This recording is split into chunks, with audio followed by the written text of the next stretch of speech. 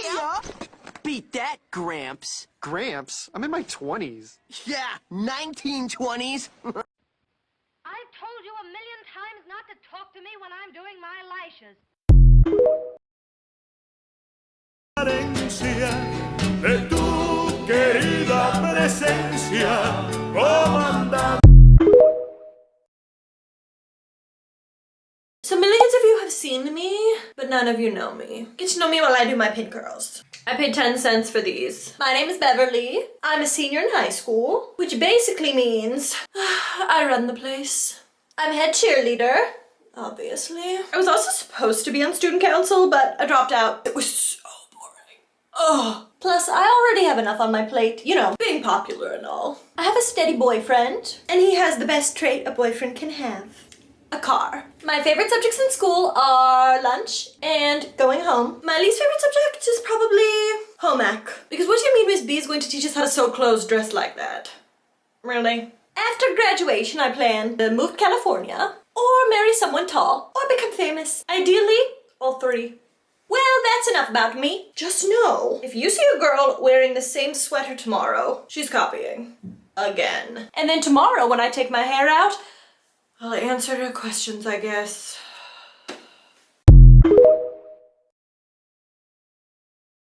Kiss me once, then kiss me twice, then kiss me once again. It's been a long, long time. Haven't felt like this, my dear, since can't remember when. It's been a long, long time. You'll never know how many.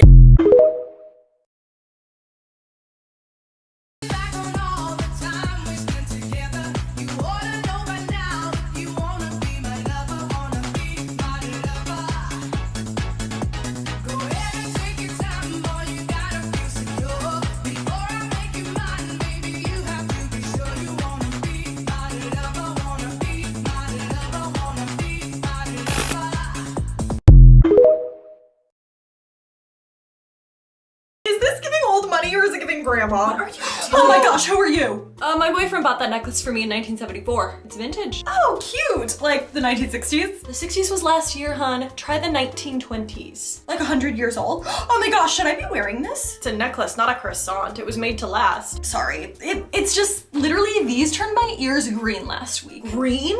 Yeah, I got them on Amazon. The rainforest? No. The website. But they were very cheap. They were like 10 bucks. And how many $10 pairs do you own? 4. So you spent $40. Well, okay, but trends move really fast right now. Mob wife, coastal grandma, tomato girl. Tomato? It's an aesthetic. Says who? The algorithm. Is he single? The algorithm is not a man. Oh. Look, it survived the Great Depression, World War I and II, and disco. It'll survive brunch. Some advice my mom gave me, buy a good thing once and wear it for life. You're right, and I hate you for it.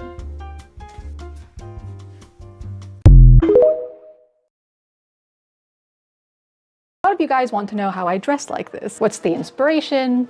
What's the process? You know, vintage communist edition. So it starts with my hair and makeup. I was inspired by this image, which specifically dated the look I was most drawn to as being from 1931. Today in Seattle, it's in the 70s. So I was looking for spring and summer outfits from 1931. Ended up coming across this image on the Wiki Commons page, which led me down a rabbit hole of seeing what images were part of this collection. I ended up being inspired by these.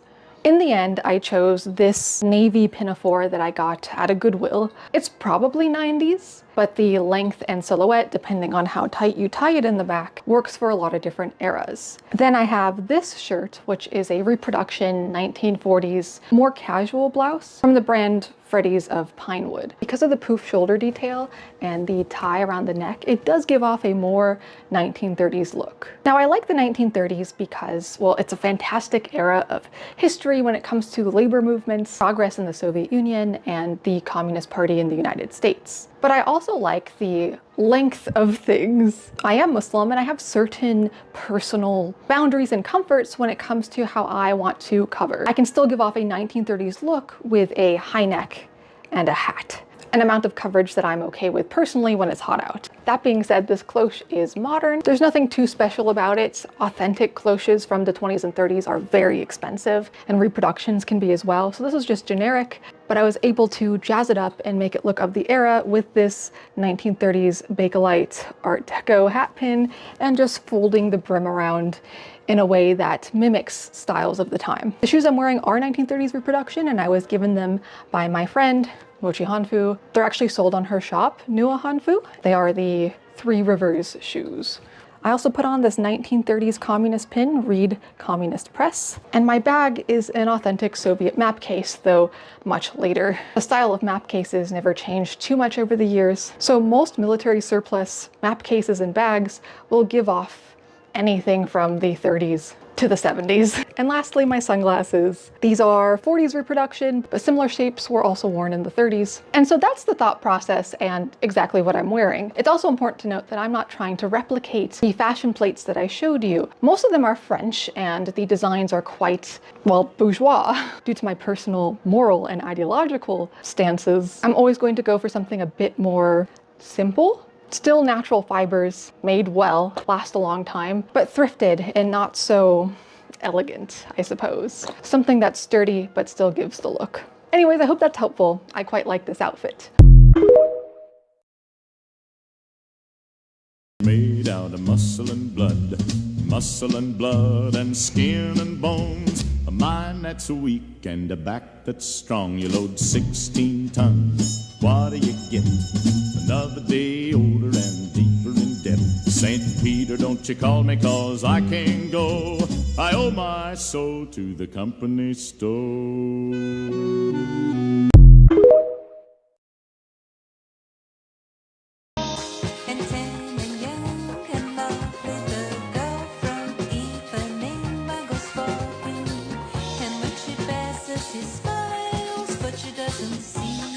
Jewelry 100 years ago versus today.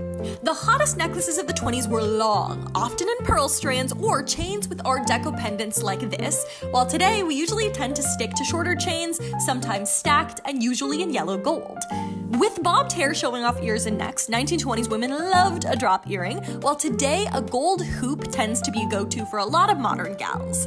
Brooches were another 20s staple in platinum or white gold, while to me, claw clips are almost the modern version, a small accessory that can change the whole look of your outfit. What is one piece of jewelry you can't live without?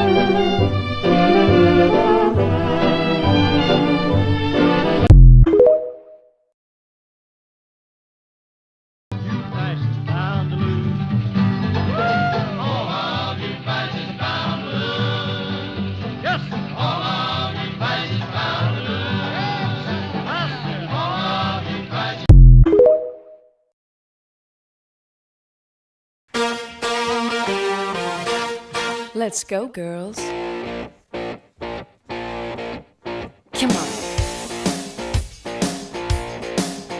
I'm going out tonight. I'm feeling alright. Gonna let it all hang out. Wanna make some noise, really raise my voice. Yeah, I wanna scream and shout. Thanksgiving. I wear sweats to the table. Okay, well, we're going out to eat, and I don't own sweats, so let's style this 1940s dress to look more 80s. This dress, when I got it, did not come with a belt. It definitely was meant to have one. This is a belt I thrifted that I'm pretty sure is supposed to be part of a dress and got separated. We're gonna wear this. Also, I have some red earrings on to match the red belt. Faux pearls make me feel glamorous, so obviously we're gonna wear those. The only red bracelets I have are plastic, which doesn't feel appropriate for the level of dressed up I am. It's not just about matching color when you're putting together an outfit, you have to match like the feeling too. These are some dead stock tights from 1990 I thrifted a while ago.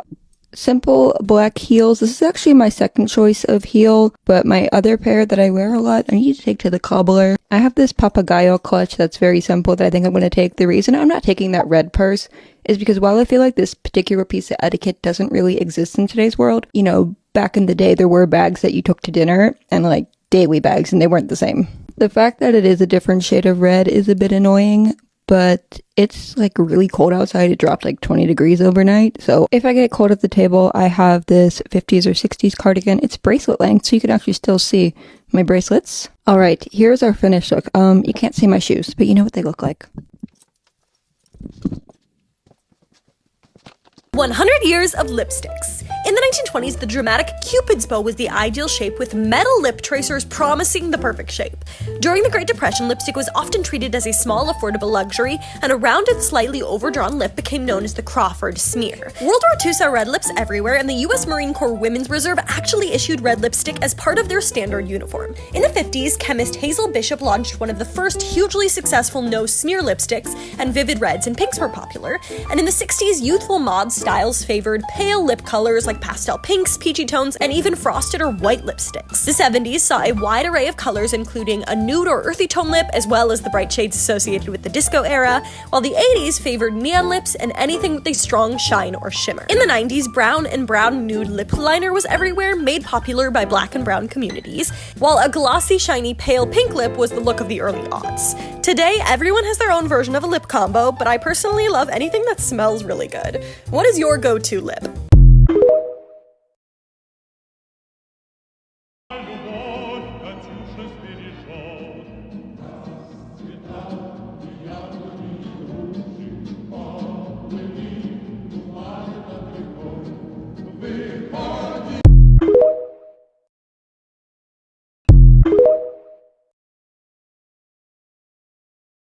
Good day, I'm Bob the Necromancer, and today we're doing an unboxing.